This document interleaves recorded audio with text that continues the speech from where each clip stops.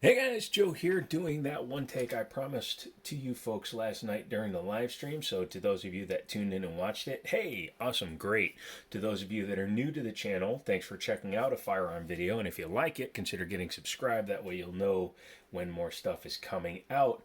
But as promised, this is a Sarshamall's K12 Sport. This is Sarshamall's version of the CZ75 Shadow 2, technically. It's a little bit of a hybrid piece, but we'll talk about it as we go through it. Before we go through it, let's go ahead and do a safety check. Nothing in it, nothing in it. And there was somebody that left a comment on one of my other videos saying, oh, I flagged my hand and I pointed it at myself. Here's the deal. If you're not going to watch the video all the way through and realize that that was cut from later in the video and then put before my intro, because sometimes I like to put a little funny bit, then you know what you can go do to yourself. He'll probably never be able to respond since I banned him, but still, if you want to leave a comment, great, but watch the damn video before you start running your typewriters. Yes, I just called it a typewriter because I'm old. I'm going to be 41. Yes, that's old. Anywho, as I said in the beginning, this is basically a CZ Shadow 2 imitation. It's missing a few features that the Shadow 2 has, such as the 1913 style pick rail, and it is missing some of the competition stuff that is present in the Shadow 2. So a real actual comparison would be between this and a CZ SP01 Tactical, which is a stainless CZ75 like this that also has a full-length dust cover. However, it still has a pick rail. I personally, since I don't mount lights on my guns, kind of prefer this full-length dust cover without the pick rail. I think it makes the gun look a little bit sleeker and longer, especially when you look at it at an angle. And it just looks a little bit smoother. And finished in stainless steel like it is, it looks pretty damn cool. These are aluminum grip panels and an aluminum bezel. Some gun manufacturers will stick a plastic bezel on the bottom of the firearm to save money, but not this bad boy. In terms of weight, this weighs more than a 1911, which makes sense because it's bigger than a 1911. This thing weighs in at 42 ounces dry, probably closer to 46 when it's loaded. It is a heavy gun, and for a 9x19, it means you're going to get a heck of a nice shooting gun. Being a CZ75 with no grip safety like a 1911 has, you can get quite high up on the firearm. As you can see, my hand is all the way up here, and the bore axis, you can see where the barrel is quite low into my hand. So that's awesome for accuracy as well. Before we start tearing the gun apart, and I do apologize, it is dirty. I went shooting with it this morning, and I'm filming the one take this afternoon. Let's take a look at the box. Sarshamall's have black or blue boxes. This one happens to be a blue one. Inside of it, I pulled this out so I could hide the manual behind that piece of foam. You get a cutout in a closed cell foam for the gun. You get 2 magazines, however, one of them's loaded with my carry ammunition. But you get 2 17 rounders. I think they're only 17 rounders because no matter how many times I tried, I couldn't get 18 in them. And as you can see, they say 15, and with the extended base pad, that's where I'm getting these 17. So 17 plus 1, which is less than the Shadow's 18 plus 1 or 20 plus 1, depending on the base pad on the magazines. You get a cleaning brush and a rod and a gun lock, which I took out of the case because when I'm transporting it, I don't like having the gun lock flopping around. Let's go ahead and move this out of the way and take a look at this thing. Again, it's a little bit dirty because we put 180 rounds through it. Not a single misfire, stovepipe, failure to feed, failure to eject, nothing, because it's based on an extremely well-proven platform and they didn't deviate. But this is a race style gun. You can see things like, obviously, this ginormous magwell, which allows you to insert the magazines super easy, and the extended mag release, the extended slide stop, the extended safety. Now, since this is a race style gun, it just has a safety, not a decocker, which some 75s come with. Here's the empty magazine. You can see how nicely it fits right in there, and they are, of course, drop free. It is hammer fired, obviously. It's a skeletonized hammer. It's a very nice hammer, and this is a single action only pistol. Means once you pull the trigger, that's it. It's dead unless you reset the hammer, and then you can shoot again. The trigger is very nice. It's not as nice as a Shadow 2. You can look up there once I remember to put in the card. And I did a review on a Shadow 2, a quick look at one. And that's how I'm able to discern the difference in the trigger. But as you can see, a little bit of take up. There's the wall, and then it just breaks. So very crisp. It's probably 4.5 pounds-ish. And the reset is basically out and back in. So very nice reset, very nice trigger. The slide, very much like competition pistols tend to have, has forward and rear slide serrations. So, you know, if you like manipulating from the front, which I actually do on some of these guns, the CZ75, since it's a shorter slide to frame ratio, I usually grab right here and rack because I don't like grabbing the rear sight when I rack. So, speaking of sights, it's a adjustable rear, both elevation and windage. It's an LPA style rear with just a pinned in blade front. That is something that if I decide to keep this will definitely need to be replaced because as you can see it's a little bit hard to pick up. Some white paint or fluorescent paint on there would help with sight detection. The other problem was at the range I had to have a 12 o'clock hold to hit bullseye on an 8-inch target. So it was shooting about 4 inches high from 7 yards.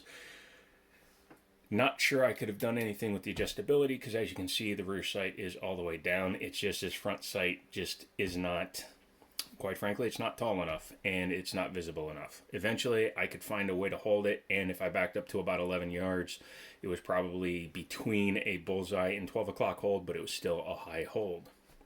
External extractor on this side and an ambidextrous safety.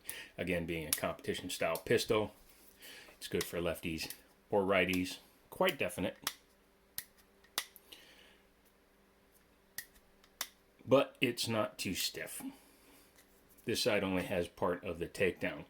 Obviously we have the mag out. We'll do one more safety check before we take it apart. It's very simple on these guns, but as you can see, clear, clear. Drop the slide because on CZ style pistols, and not all CZs even mark them anymore, the takedown is super short. It's actually right there. In fact, the easiest thing to do is once you've cleared it, go ahead and drop the hammer and then bring it back to that first notch because it actually stops the slide at the disassembly marker. Because it's a new gun, it's very stiff, so I'm going to use the polymer base pad because you need to push this out. Like that. You can hear how tight it is in there. Once you've done that, you can just pull it out of this side. Go ahead and pull your slide and your frame apart. Let's take a look at the slide first. Has a non-captive guide rod up here. Just make sure you pay attention to which end is open. This one has double-ended. Looks like it's open either end, so it's not as important, but it's not captive, so be careful. It's very weighty, so it's not likely to go flying, and you can just pull the barrel out. It is a Colt Hammer forged barrel. I wouldn't say it's a match grade barrel because nothing in the documentation says it is, but it shoots really damn nice. And obviously, since this gun was not made in the United States, it was actually brought in. You can see that they serialized the barrel, the slide, and the frame on these guns. US made firearms are only required to serialize the fire control group part, but for world sales, these are marked everywhere. You can see it has an enclosed cam style drop link barrel, and it has locking lugs versus a chamber lockup or breech lockup.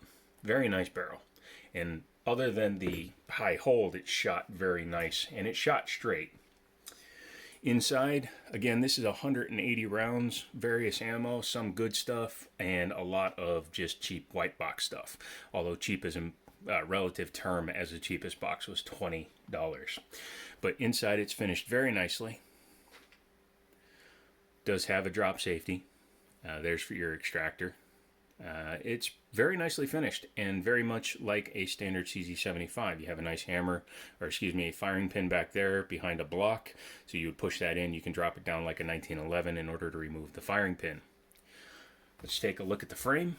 Frame is very nice, and again, it's pretty clean still. I'm going to give it a full detail cleaning once I'm done with this video, but you can see there's not many marks inside from the machining. You can see some machining marks, but they are not really feelable, even though they're slightly visible. Being a stainless gun, it doesn't have a finish on it to hide marks, so that's really good.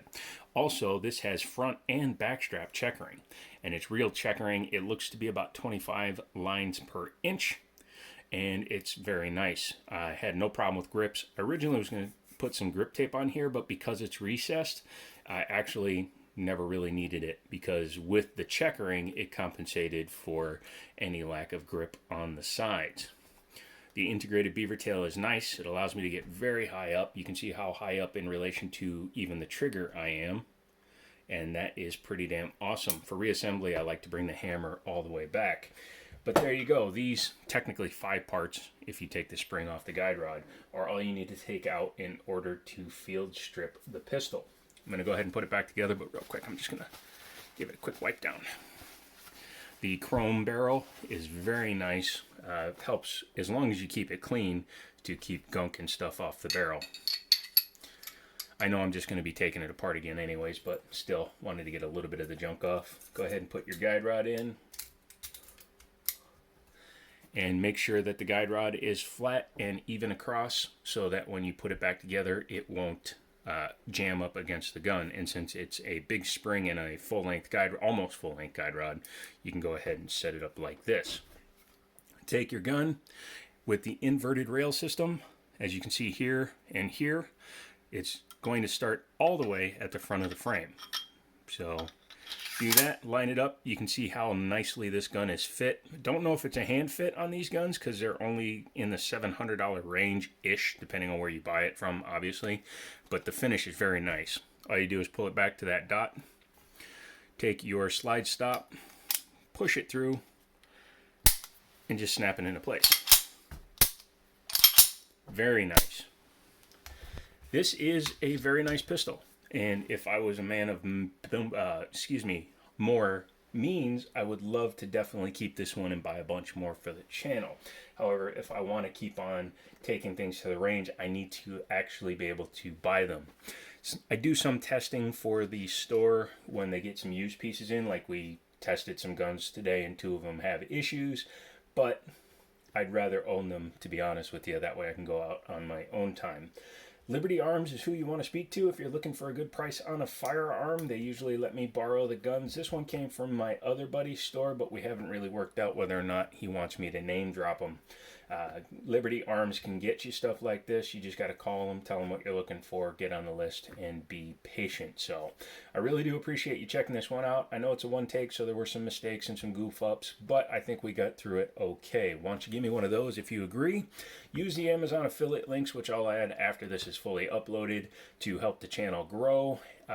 Almost 66 or almost 6,700 subs, so we're doing really well. So keep that going. Help me grow this channel so that they can't demonetize me the way they're kind of testing the waters and trying to. So that's it. I'm out of here. Just went over elite time, 13:37. So I'm gonna get out of here. Thanks a lot. Thanks a lot. This is Joe. This has been the Jiminy Show, and as always, I'll talk to you later.